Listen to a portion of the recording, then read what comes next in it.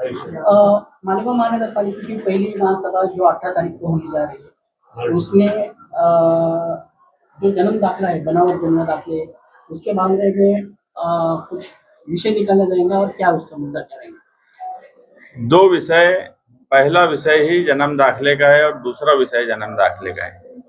मालेगांव शहर में 1 साल से बांग्लादेशी और रोहिंग्या बोलकर सरकार और किरीट सोमैया ने जो इल्जाम लगाया, एसआईटी बैठी, एसआईटी ने 6-7 महीना पुलिस अधिकारियों को कलर के बना दी और सारी इंक्वायरी होने के बाद भी मालेगांव शहर में एक बांग्लादेशी, एक रोहिंग्या इनको नहीं मिला।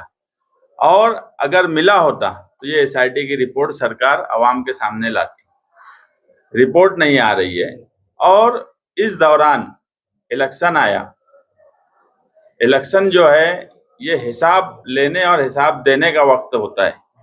आसिफ शेख साहब और मैंने खुद सेकुलर फ्रंट की तरफ से हमने ये वादा किया था कि अगर महानगर पालिका में मालेगांव सेकुलर फ्रंट आया तो हम जन्म दाखले का मामला सबसे पहला विषय मैं जन्म दाखले का लूंगा, क्योंकि इसमें आवाम के साथ, कुछ अधिकारियों के साथ भी नाइंसाफी हो रही है।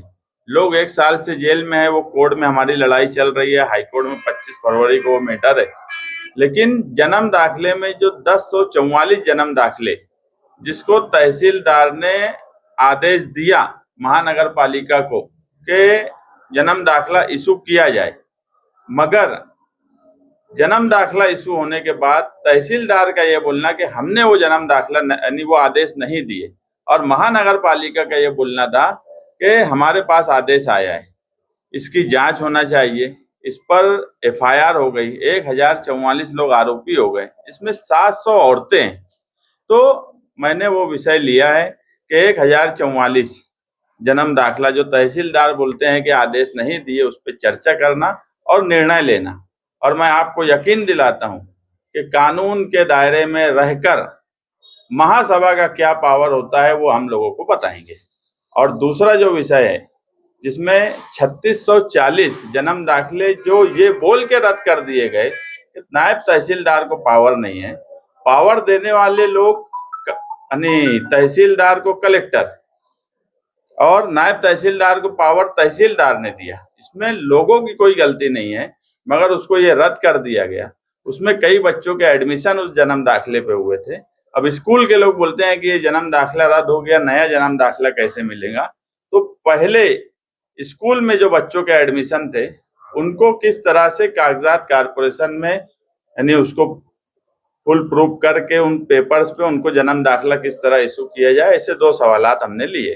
तो आप असल में वहाँ महासभा जो दाखले 3000 3,500 जो दाखले हैं उनको जो रद्द किया गया उनको फिर से बहाल करने की प्रोसेस होंगी, या फिर वो 1000 लोग जो है 1044 लोग उन पे जो केस की गई है उसको वापस देने का? देखिए, महासभा में मैंने विषय लाया है, उस पे महासभा के 84 कारपोरेटर्स उस पर बात करेंगे और मेयर जो है वो उस पर फैसला करेंगी कि उस पर क्या करना है। मगर मैं आपको एक बात बोल रहा हूं कि कानूनी तौर पर अगर कोई फैसला सरकार ने किया है और वो आवाम के लिए गलत है, तो महानगर पालिका ये लोकल सेल्फ गवर्नमेंट है, इसमें हमको पावर है। और मैं जो बोल रहा हूँ कि उस पर चर्चा होगी। आज मैं क्या चर्चा करूंगा, दूसरे लोग क्या करेंगे, हो सकता है मुझसे अच्छी कोई राय महासभा में दे दे, ये भी हो सकता है। तो उस पर बातचीत करके फैसला करेंगे। मगर मैं जो बोल रहा हूँ कि महासभा का पावर क्या होता है, ये मैं उस दिन महासभा में बताऊंगा।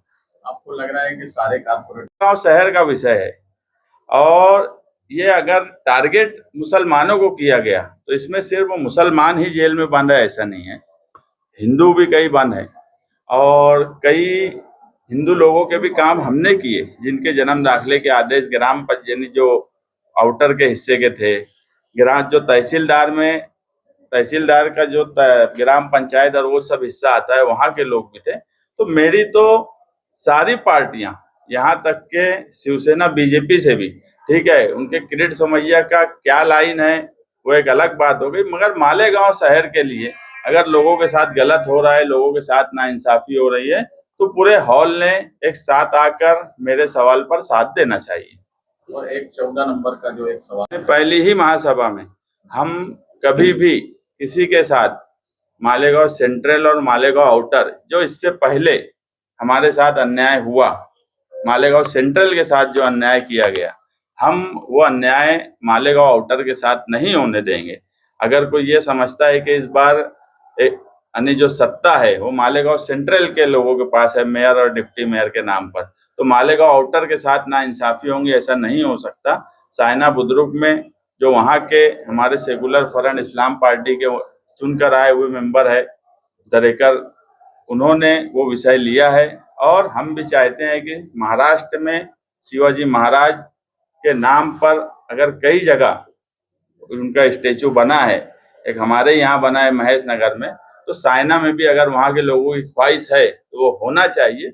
लोगों की भावना की कद्र करना चाहिए, वो किसी भी धर्म के लोग हो, उनकी भावना की कद्र करना ये सत्ता में बैठे हुए आदमी का काम है। और हम सत्ता में अगर आज हैं तो हम सबकी भावना को लेकर चलेंगे, सबका साथ सबका विकास। सिर्फ बीजेपी की तरह नारा नहीं लगाएंगे, हम वाकई सबका साथ सबका विकास और सबकी भावना का ध्यान रख के काम करेंगे। एक आखिरी सवाल है सर, कि जो महासभा का जो पावर है, आप लोकल गवर्नमेंट की वजह से जो बोल रहे हैं महासभा का पावर हम दिखाएंगे, ये थेट इशारा किरीट सोमैया को है, भाजपा गवर्नमेंट को है, किसको है? नहीं, गवर्नमेंट को नहीं है, ये इशारा डायरेक्ट किरीट सोमैया को है। किरीट सोमैया को इसलिए है कि उन्होंने जो इल्जाम मालेगांव पर लगाया बांग्लादेशी रोहिंग्या, तो ये कहीं भी ये इल्जाम सच साबित नहीं हुआ। और दूसरी बात ये है कि अगर लोगों के साथ नाइंसाफी हुई है और लोकल सेल्फ गवर्नमेंट बोल के हम अगर यहाँ सत्ता में है तो हम उसका इस्तेमाल हर हाल में करेंगे, मगर कोई भी काम हम कानून के खिलाफ नहीं करेंगे। मैं जो बार बार बोल रहा हूँ, किरीट सोमैया जी ने जो काम किया वो सब कानून के खिलाफ काम किया।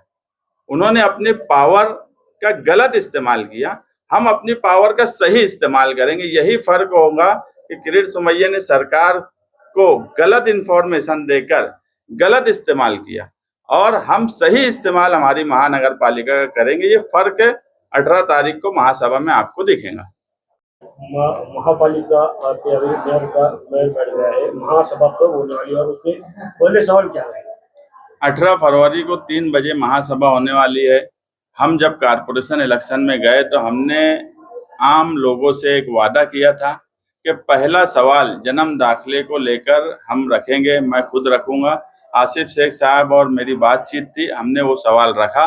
इसमें 2 सवाल है। पहला 1044 जन्म दाखिला जिस पर किला पुलिस स्टेशन में 103 नंबर की FIR हुई है और 1044 लोग आरोपी हुए, 700 महिलाएं हैं। तो वो सवाल हमने रखा है कि अगर तहसीलदार ने आदेश दिया है और अब वो नहीं बोलता और महानगर पालिका के पास वो आदेश है तो उस पर चर्चा करके निर्णय लेना।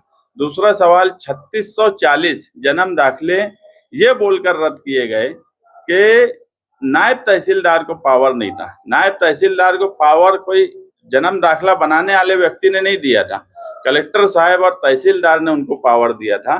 तो वो 3640 दाखिले रद्द हुए हैं, तो वो कैसे वापस बनाए जाएं? क्योंकि कई बच्चों के एडमिशन जो स्कूल में आज हैं, हमने उनको बोल के रखा था कि अभी रुको, नए जन्म दाखिले बनेंगे। अगर उनके जन्म दाखिले नहीं बनते तो उनके एडमिशन कैंसिल हो सकते हैं। इस तरह हमने 2 सवाल जन्म दाखिले को लेकर रखा है। हाउस में ये बताना चाह रहे हैं कि किरीट सोमैया ने जो सरकार को गलत इंफॉर्मेशन दे के गलत पावर का इस्तेमाल किया, हम महानगर पालिका में कानूनी तौर पर उन जन्म दाखिले को कैसे सही किया जा सके, हम ये पावर महानगर पालिका का किरीट सोमैया को बताएंगे।